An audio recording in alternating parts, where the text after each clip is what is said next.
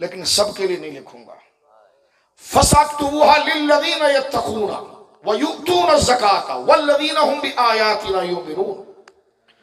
لکھ دوں گا موسیٰ یہ ساری عزتیں ان کے لیے جو تو مانگ رہا ہے کہ جو اللہ سے ڈریں گے، زکوٰۃ ادا کریں گے، میری آیتوں پر ایمان لائیں گے، اور الذین یتبعون الرسول النبی الامی، اور وہ جو میرا آخری نبی آ رہا ہے محبوب اس کی اتباع کریں گے. یہ قرآن. اب یہ جو آیت 156 وہاں ختم ہوئی، اور 157 ایک آیت میں اللہ نے رسول اللہ کے 9 صفات بیان کی. بولو سبحان اللہ. دیوڑا کہتا ہے میلاد کا ہے، میں نے کہا یہ ایک آیت دے. سبحان اللہ. یہ پوری فجر تک میں بیٹھوں نا تو تقریر اس پر ہو سکتی ہے بات، لیکن ختم کرتا ہوں. آپ جا کے گھر پہ سبق، یہ ہوم ورک ہے آپ کا، آپ ذرا جا کر دیکھنا کہ کیا مقام اللہ رب العالمین نے ہمارے آقا کریم کو عطا فرمایا. اللہ نے فرمایا موسیٰ کہاں دعا کر رہے ہیں؟ فرمایا تیری امت کے لیے بھلائی جب لکھوں گا کہ جب وہ میرے محبوب کا زمانہ پائیں گے نا تو بلیور اس وقت ہوں گے جو مصطفیٰ کے غلام بنیں گے. فرمایا الذین یتبعون الرسول النبی الامی الذین یجدونہ مکتوبا عندہم فی التوراۃ والانجیل. انہیں کہہ دے کہ جو تو مانگ رہا نا موسیٰ ان کے لیے، میں ان کو وہ جب دوں گا کہ جب وہ میرا آنے والا محبوب ہے نا جو رسول ہے. بولو سبحان اللہ. الذین یتبعون الرسول، وہ رسول ہے، النبیہ وہ نبی ہے، الامیہ وہ ہے کسی کے آگے اس نے شاگردی نہیں کی، بغیر شاگردگی کے ہم نے اس کے سینے کو علم نشرح والا بنا دیا، علم کے دریا بہا دیے.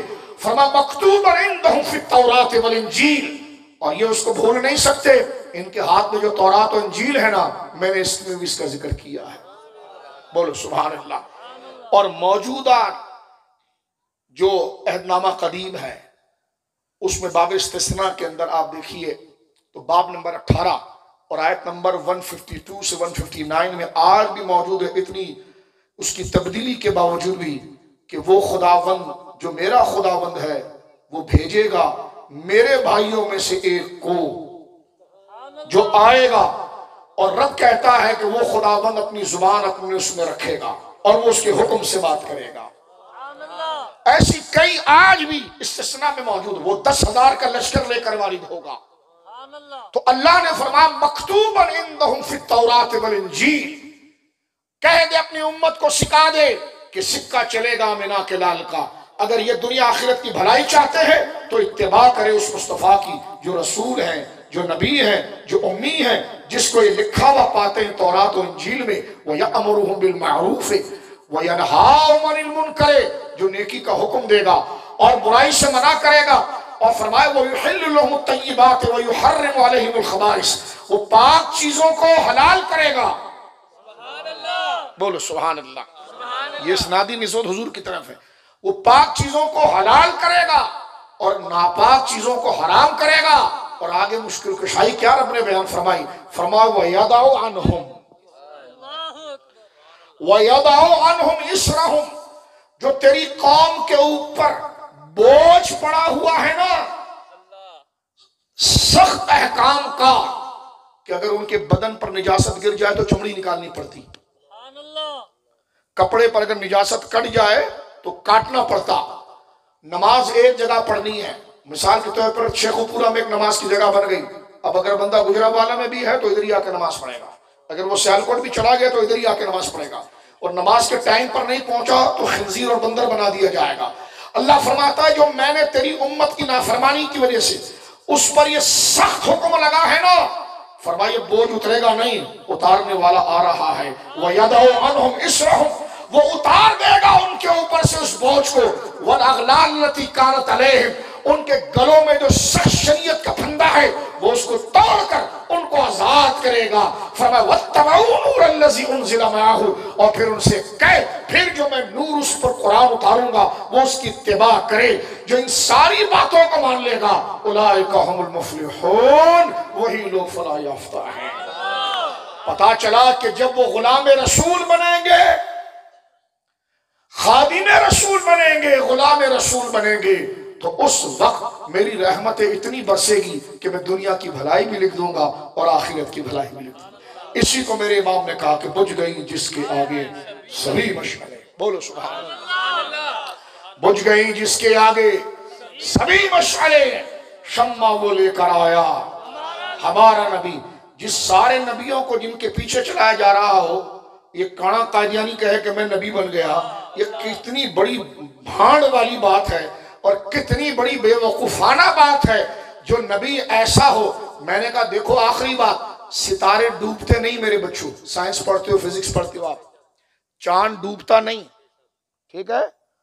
وہ ایک شاہی مولوی کا بھی نیا رکھا ہے نا چاند دیکھنے والا، اس کو نظر نہیں آتا چاند بات میری سمجھ رہے ہیں آپ کچھ؟ ہاں، تو وہ چاند ڈوبتا نہیں ہے، چاند آسمان پر ہی ہوتا ہے۔ اور میں نے جگہ کا ایڈریس غلط نہیں بتایا ہے، وہی ہے، نہیں ہے تو آپ مجھے بتا دیں، کوئی عیب نہیں لگایا، اس جگہ کا ایڈریس ہی ہے، آپ پوچھ لیجئے۔ جو میں نے کہا ہے کوئی گالی نہیں دی، میں نے ان کا ایڈریس بتایا تاکہ آپ سمجھ سکیں، نام سے آپ پہچانو گے نہیں، شکل ایسی نہیں ہے کہ اس پر کوئی آپ کو جاذبیت پیدا ہو، تو محلے کا ایڈریس میں نے آپ کو دے دیا۔ غور کریں ذرا، تو چاند ڈوبتا نہیں، توجہ ہے آپ کی، نہ ستارے ڈوبتے ہیں، وہ ہوتے ہیں، لیکن جب سورج مکمل جوبن پر ہوتا ہے نا تو پھر وہ نظر نہیں آتے، جب سورج غروب ہوتا ہے تو وہ آ جاتے ہیں۔ تو یہ محمدی سورج ایسا ہے جو چڑھ گیا ہے، اب کوئی چیز نہیں بلکہ وہی روشن ہے، تو جو وہ روشن ہے تو کسی اور روشنی کی حاجت رہتی نہیں۔ یہی میرے آقا نے، میرے امام نے فرمایا، بجھ گئی جس کے آگے سبھی مشعلیں، شمع وہ لے کر آیا ہمارا نبی۔ کیا خبر کتنے تارے کھلے چھپ گئے، پر نہ ڈوب، آواز آنی چاہیے، پر نہ ڈوبے نہ ڈوبا، اب اس پر بول تاجدار ختم نبوت، تاجدار ختم نبوت، تاجدار ختم نبوت۔ نہ حضور جیسا کوئی ہوا، نہ حضور جیسا کوئی ہوگا۔ اہل سنت کا یہ اجماعی عقیدہ ہے، امتناع نظیر، حضور جیسا دوبارہ نہیں بنایا جائے گا۔ ایسی یکتا ذات، اللہ اکبر، کہ جس کو، یعنی ایسی یکتا ذات حضور جیسا کوئی نہیں بنایا جائے گا۔ ایک بھانڈ نے بولا کہ اللہ چاہے تو ایک کن سے کروڑوں محمد بنا دے، معاذ اللہ، قرآن کی کئی آیات کا انکار۔ حضور جیسا دوسرا کون بن سکتا ہے؟ حضور جیسا دوسرا ہونے کے لیے پہلے نبی چاہیے، اس کا نبی ہونا ضروری ہے۔ اگر وہ نبی ہو گیا تو آیت ختم نبوت کا کیا ہوگا؟ تو یہ آیت ختم نبوت کھڑی ہے کہ حضور کی نظیر ممکن نہیں ہے۔ لم یاتی نظیروں کا فی نظر مثلے تو نہ شد پیدا جانا، کوئی حضور جیسا پیدا ہو نہیں سکتا۔ خدا کی صداقت کھڑی ہے امتناع نظیر کے ساتھ۔ اگر حضور کے طرح کسی کو ممکن مانا تو کس میں باری لازم آئے گا، اور صدق